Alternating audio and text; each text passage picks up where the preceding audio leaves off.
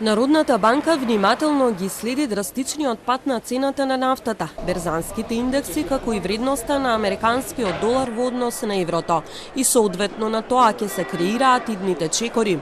За сега, од НБРМ информираат дека макроекономските показатели се на ниво на очекувањата.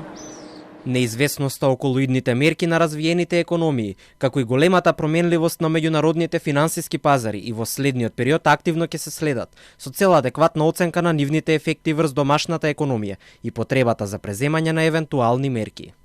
Велат од Народната банка, стопанството во земјава пак алармира дека им е потребна поголема поддршка. Апелираме дека треба да се најде веднаш итно начин како да им се овозможи на сите компании да успеат да се одржат, особено оние кои што се избориле да имаат извозна компонента, односно да имаат извоз и да практично го зголемат бруто домашниот производ на државата, со тоа што се извозно ориентирани.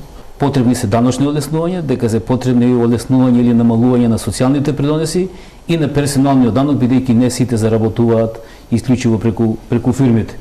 Што се однесува до можната рецесија, јас мислам дека веќе е на праг, така кажано, пред светската економија, пред глобалните економии.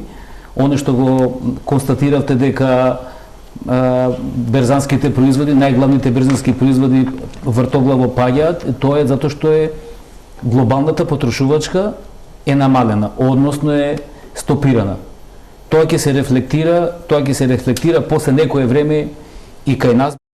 Председателката на Европската централна банка Кристин Лагард ги предупредила европските лидери дека влијанието на новиот коронавирус врз економијата може да биде ист како финансиската криза во 2008 година.